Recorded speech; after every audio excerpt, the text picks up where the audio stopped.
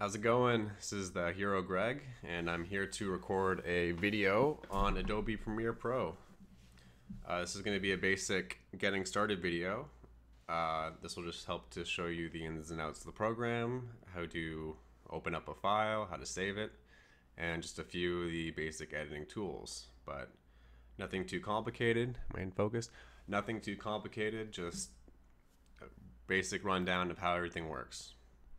So as you can see here, I have two things. I have my video. It's a clip from the Colbert Report. It's a .mp4 file. Not all MP4 files will work. This one happens to. If you just recorded something from your camcorder or from your iPhone, Adobe Premiere should have no problem running that, and you'll be good to go. So, yeah. All right, let's get started. It's good to have everything in one folder too. Because if you start a project and Adobe needs to find the files later, it'll know where to look, essentially. So if you have multiple clips and say you space them all out elsewhere and then you ended up moving them over time, if you ever want to edit your video later or the project later, it'll be difficult to maybe do that because you'll have to find all the video files. You might not be able to, or Premiere might not put them in the same place that they were when you first were editing the video. Anyway, just something to keep note of. Another thing too, it's also helpful when you're editing the video just have a couple accessories. One that's good to have is some headphones. It's just not too required for just starting out, but it helps. Also this jog wheel here. I'll get into more what this does later, but for now, just keep that in mind. Here's what jog wheel looks like also. Mine's called the Shuttle Express. And yeah, I'll get into this momentarily. So let's get started. All right. So let's open up Premiere. If you have, the better your computer is, the easier your life will be when editing a video. If you have a good graphics card, you'll be able to publish the video quicker and things will just run faster. Some laptops may not be capable of running Premiere. It really depends on your settings, and not your settings, on your computer's capability and how powerful it is. If you have an i5 or i7 computer and it's not like a tablet and whatnot, it should be fine. MacBook Pro is gonna be fine. Although this is a Windows tutorial on Premiere Pro, it'll have some similarities to the Mac, but it will not be identical in every way. So you can see here I have some recent projects, whatever. We're going to create a new project for this. We're just going to call it Colbert. You can be more specific. Maybe more specific is better depending on how you like things. I kind of try and keep it simple. Next, you want to choose a location where you're going to save the video. So right now it's being saved here. I want to change it to my desktop. So I'm going to go to my desktop. I'm going to go to my video where my video is, and I'm going to select this folder. All right, so we got the name, we got the location. Some other junk here. I wouldn't focus on that now, and to be honest, I can't really explain it that well anyway. So we're gonna hit OK. Up is gonna pop up this new sequence window. So when you first, start out with Premiere, you're kind of like, what the hell is all this? Here's all these different presets and settings. For now, we're not gonna focus on this. We're just gonna go right ahead and skip it. So we're gonna hit cancel. And here we are in Premiere, ready to get started. So this is what my layout looks like for Premiere. It may be different for you.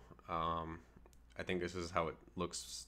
This is the standard layout, but I mean, depending on your workspace, it might look like this or whatever. You might need to open up some of the missing windows if they're not here, but generally everything that we're going to need is going to be open here right away. So all right, so then we have to find our video. So we go to the media browser. We're going to go to C drive, which is where I have my desktop. We're going to users, Greg, desktop, my video. And here we can see there's the Colbert video I'm going to be editing. So to get this into our timeline to begin editing, we're going to need to import the video first. So you right click on the file, you hit import, and your video is imported. So now you'll be able to find the video in project. You'll see here, it'll say Colbert, we'll say the video name that you've chosen. I'll give you the frame rate, whatever, some basic data. I don't know how I just did that. Anyway. Right, so to actually get this into here to begin editing, you're going to need to click on it. You're going to select it, drag it down to here, which is a new item. And then it'll appear here, and it's ready to go. So, quick thing you want to check out too is you're going to want to hit play. Welcome back. Let me turn off my speakers so you don't hear that out twice. Back, everybody. Thank you so much. Ladies and gentlemen, welcome back to Steve Fest. Works great. So we know that's good. You can see this yellow line up here too. It can turn red if you're adding more videos and more files. It's not the biggest issue. It just could mean there might be some potential issues when you're publishing the video later. I believe this was a bigger concern with older versions of Premiere, but right now you don't need to focus on that. But just, yeah, if this is yellow, it's better than if it's red. Just keep that in mind. Okay, so we can see a few details about the video already. It's 29 frames per second, blah, blah, blah. All right, so what's one of the first things you're gonna wanna do? You're gonna wanna maybe cut up the video a bit. So right now you can see this video is really spaced out in the timeline. If you can shrink it, or you can grow it by just dragging the edge here. So that way you can jump ahead of the video quicker, and you don't have to, go frame by frame. If you, really want to edit just like a few seconds of the video and get really specific, you might want to, zoom in a lot so you can go second by second like this. But this is also where the jog wheel comes in handy, which is that thing I showed you earlier. So with this, what you can do is see, if you look at the video now, this is controlling the volume. I have it set up. So if you move it left to right, you can see it's moving the frames one frame at a time. So if I want to get it specifically the moment where he's about to talk and edit the video there, I can do that. And you can also just turn the wheel itself. So this is just an easier way to do it, I find. You can also just use your arrow keys. It does almost the same thing, I guess. So yeah, there's a couple ways to do that, but I like the jog wheel.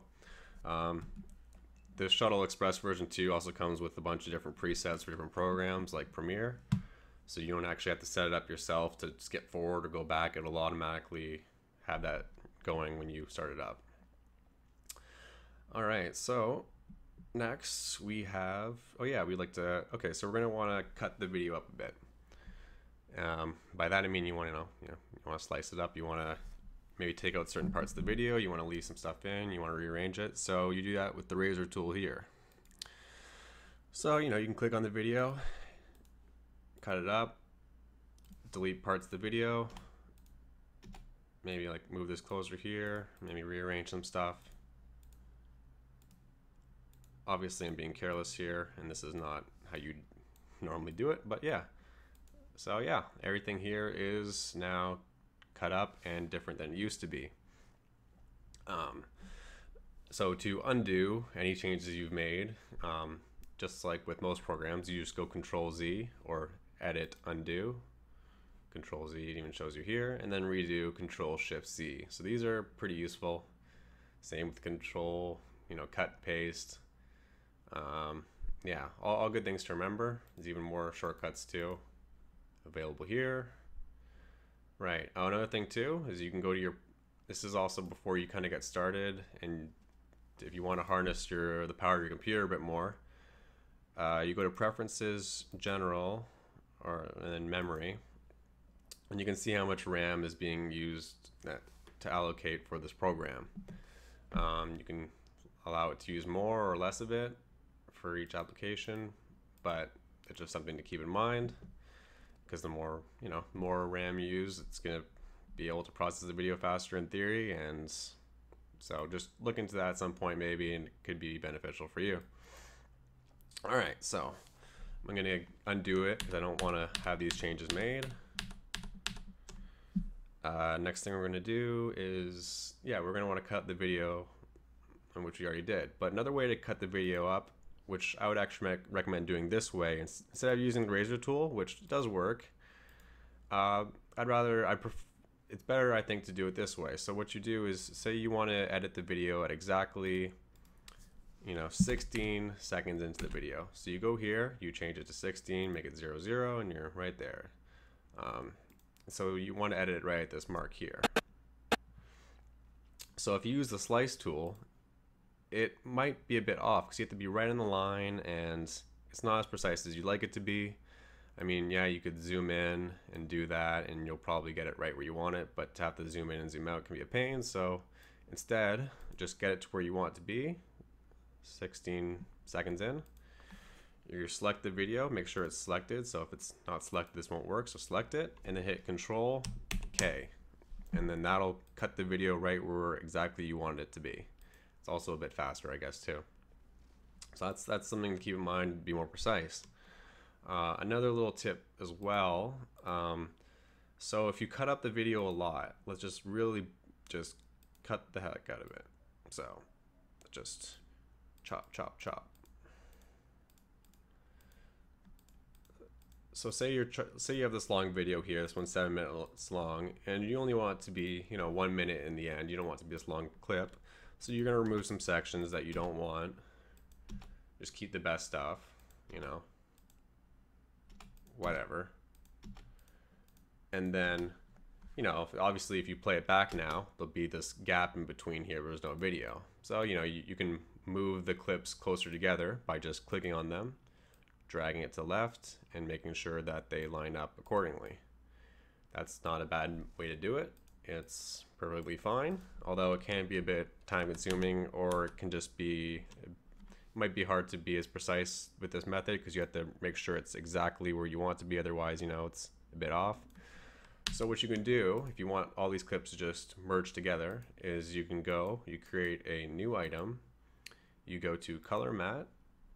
This is just how I know to do it. I found this out from another user online. Here it's also telling us the video settings too. So our video right now, it's 720 in width by 404 in height. If you have multiple clips that you're editing, say one of them is larger than that, maybe it's 1080 and the other one's 720, you're gonna want to probably edit all the videos as if they were 720 by 400. You're going to want to select the lower resolution, because when you publish the video later, you'd rather shrink a large video down to a small video size so that it still looks good, rather than stretch out a small video to be larger, because it's not going to look any better if you stretch out a large video. So just keep that in mind. If you have multiple clips, just don't upscale it, because it's really not going to improve things. It'll just increase the file size and whatever. Anyway, so we're going to add a new color matte. This is, again, just how you merge these things together. I'll get into it. So you go, let's do this again, right click, new item, color matte, hit OK. Select the color you want. It doesn't matter at all. I wouldn't recommend black because you might not be able to see it, but whatever, red. Choose a name. You can choose a name if you like. All right, so now we have the color matte. So what you do is you create a new item with the color matte, so it goes into the timeline. So just like we did with the video, we're going to click it and we're going to drag it down to new item. It's going to appear here under color matte, and so we have our video and we have this tab here with the color matte. So you're going to click on this video here and you're going to cut it, because we're going to move it over here. And then we want the color matte to be in this layer above video 1. So this is video 1, we want it to be in video 2. If we were to just paste it right now, it'll appear right here with video 1. And I guess you can just move it up. That's one way of doing it. I find if you have like actually like another video you're going to add it in here, and you want to add it in here, it might merge into these files, and you don't want that. So you're going to want to lock this layer, and then if you paste it, it'll just automatically go in the next video slot above. So I'd prefer to do it that way, locking the layer first before pasting it. All right, so now you have this thing here. So we're going to stretch it out so that this color spans throughout the whole video. This will make sense hopefully in a minute. So now it's spanning the whole length of the video. All right, and so now what you got to do is you select it, or you select just the video. You need to select the, oh, okay, it's going to select both. So you select it and you move it up to color matte. And then once you move it up, you move it back down. And you can see now there's a bunch of gaps here. And what you do is you select these, you right click, go to ripple delete, and then all of a sudden all these clips will have merged together. So that's kind of a little quick tip to, to do that. You can easily just do it manually, and sometimes it might be faster to do that, so it's your call. All right, we're gonna go back to when these weren't edited up so much. All right, just a few other basic things. Guess I can't edit any farther back than that. Yeah, I went Control Undo, and it's limiting me in how much I can undo the project. So you can actually, I think, increase this by going to General. No, let's see, History. I don't want to get into things I'm not aware of right now. Appearance, Audio. You should just be able to keep undoing. Let me just figure something out here. Preferences, General.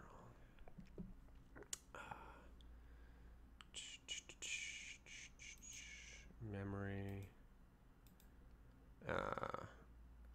All right, there should be a way to actually increase the amount you can undo it by. The reason it only allows you to undo a certain amount, I figure, is because the more, if you were to undo it 100 times, it would have to actually save that information somewhere, and it would take up space in your computer. So they limit it to you only being able to undo it a certain amount.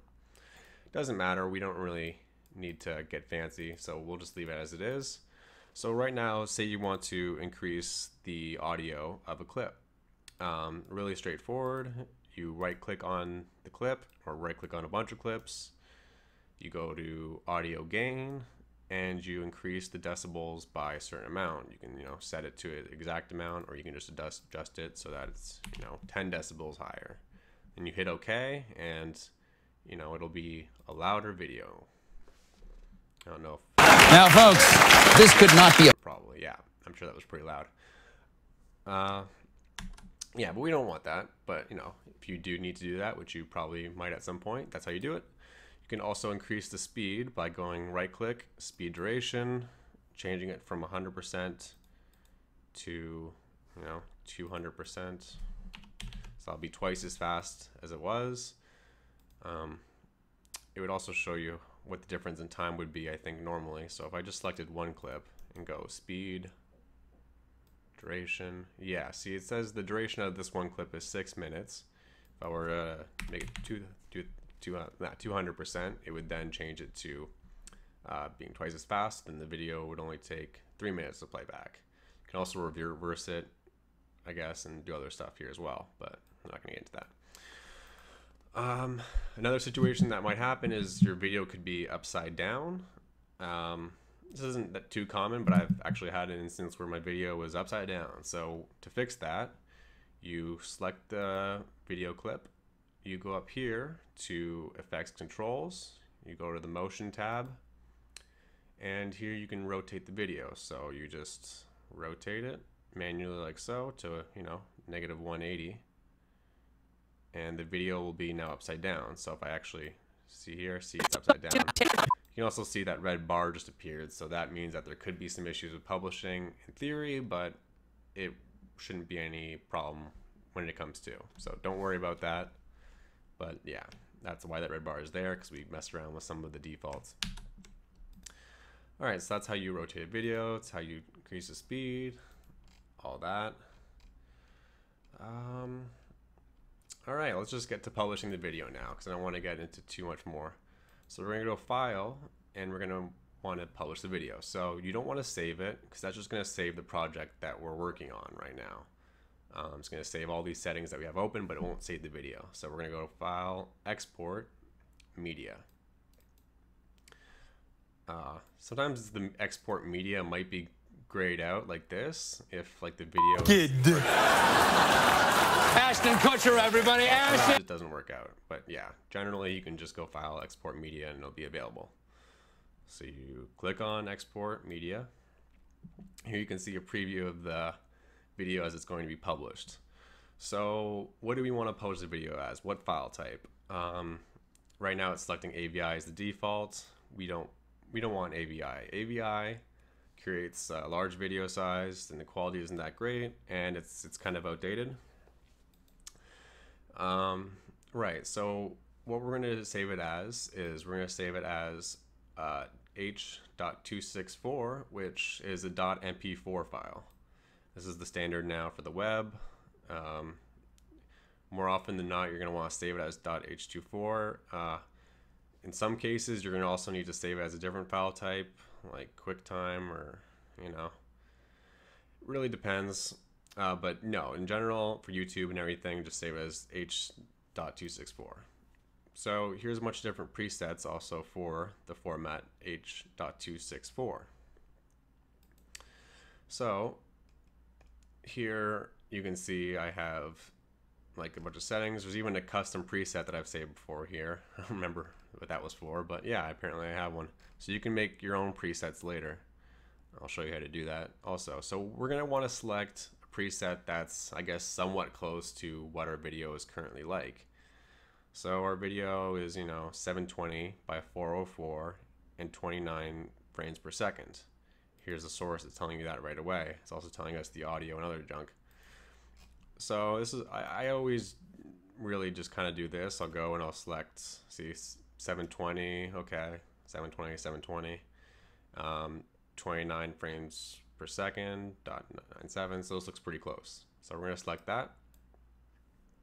All right, so now you can see here, we have some basic video settings. So we're gonna just change this now. Maybe make this a bit bigger.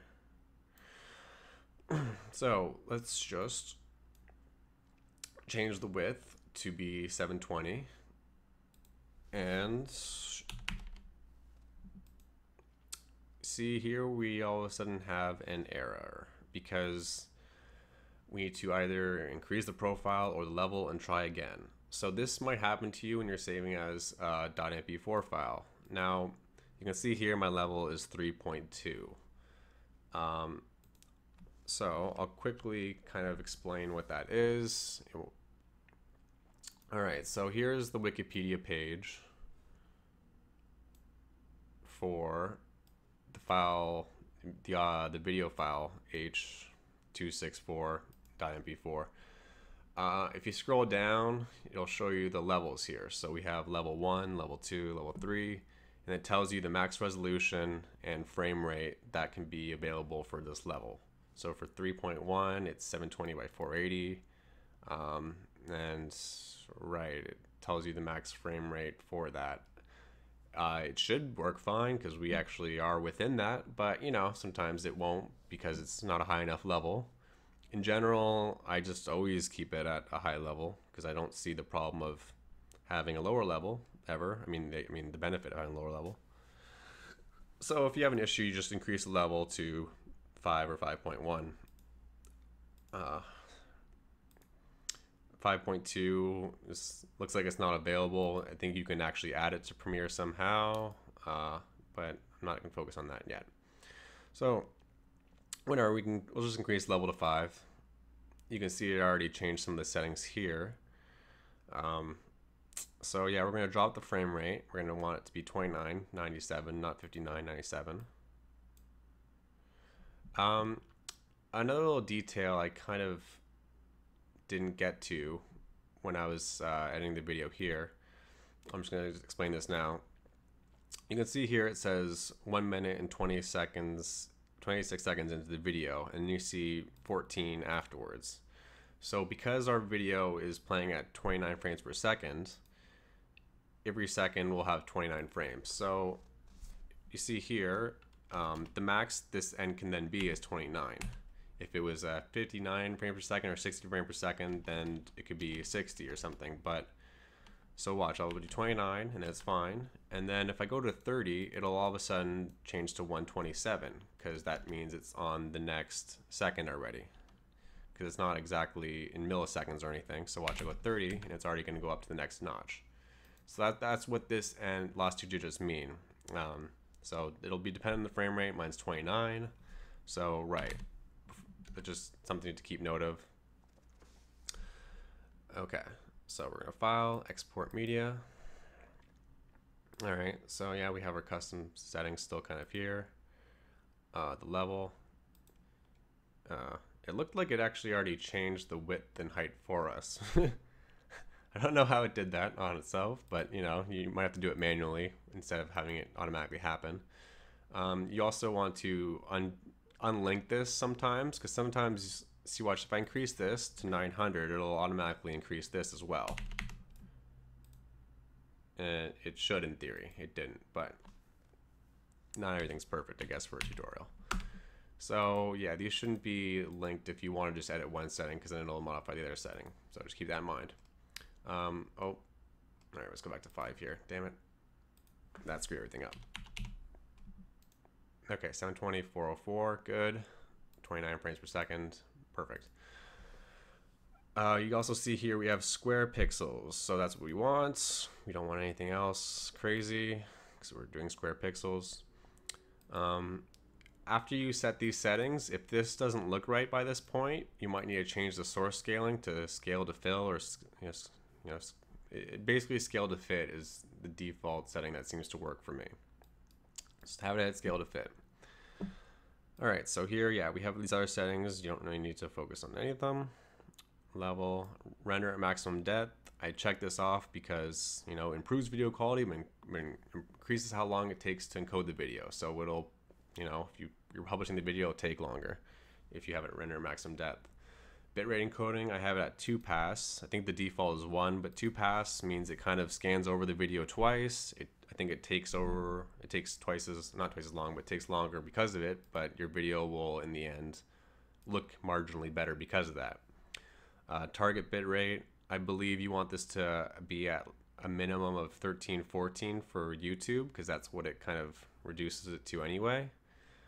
If you increase the bit rate, it'll increase the file size. So estimated file size is this, and then once we increase this, you'll notice it jumps up a bunch. So now it's like at a, you know, almost a gig.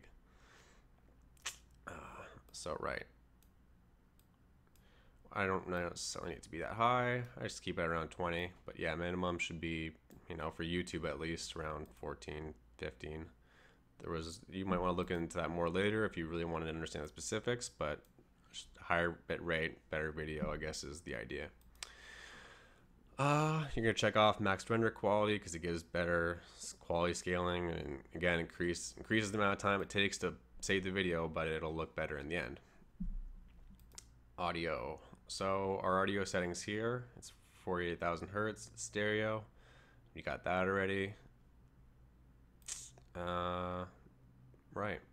And the other thing to consider, oh right, so for audio bit rate, I like to have it at a higher bit rate.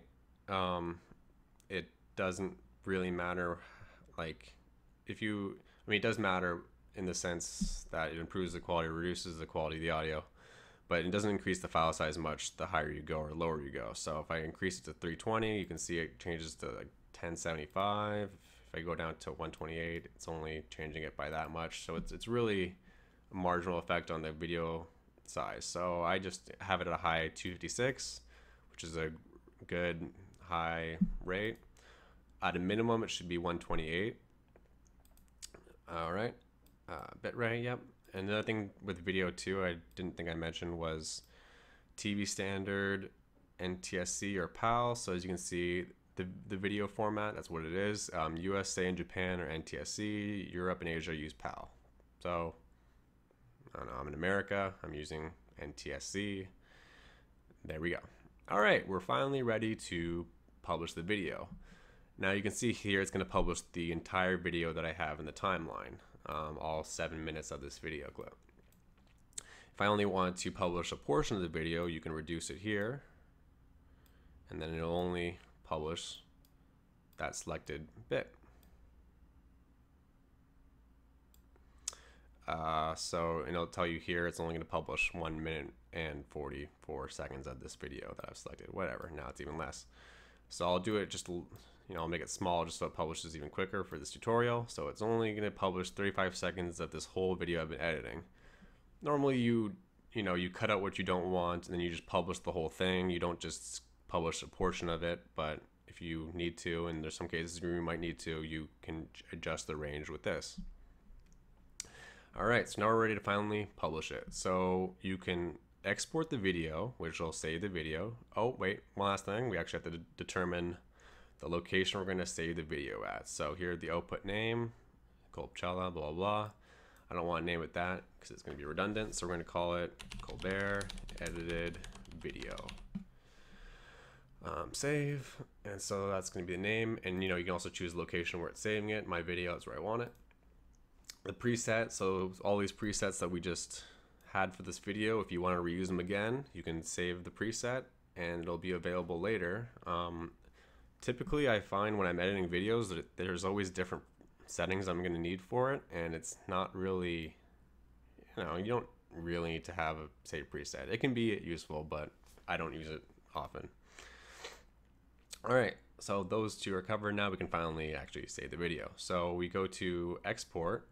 So exporting it would save the video, but then the problem is we can't actually edit anything else in Premiere while it's publishing. So if you want to edit a video right away after you start saving this, you can't do that. But what you can do instead is you can queue the video, and then in which case then you can do that. So if you go queue, it will open up Adobe Media Encoder. Here will be our file that's ready to publish. And we go start, and it'll start saving our video, start publishing it. So you can see here it's recording the video, it's getting it done. If you think that the video is stalling and it's not publishing correctly, like for instance, sometimes the remaining time will just kind of increase slowly, and obviously it's not supposed to be increasing, it's supposed to be decreasing. Just make sure that this video is still moving, like the frames are still doing something, otherwise then maybe the video has frozen. But if not, it's still working, it's just taking a while maybe. So anyway, I just published our video here, so we've got that done. So if you click on the video, it'll open up the location, and here's our edited video. I mean, it's going to be some random portion of this clip, but whatever, it'll play back. Yeah. So, Ashton, Daft Punk not being here, did I get punked? No, you got f***ed. Ashton, I'll just get rid of that. That's how you edit a video, and once it's ready, you can then upload it to YouTube, and the quality should be great. It should be just as expected, and that's the basics. Anything else I haven't covered here? No. Right. Well, there you go. And you can just close out of here. Save the project so that you can edit it later. And if you need to edit the project later, you go into my video. And because all these files are still here, Colbchella is still in the same place, it'll know where to find the original file, and you open up the project, everything will still be in the last location you had it. You can see here it briefly shows that yellow message saying like, we can't find the video, and then it finds the video. So there's a project, and here you go. Alright, and then yeah, just select the video, upload it to YouTube, and you're good to go. So I hope this helped. I'll be making some other videos in the near future to help with more specific stuff related to Photoshop, and well, actually Photoshop I will be doing, but I meant Premiere. And that's it. So take care. Hero Greg. Cheers, and thanks for watching.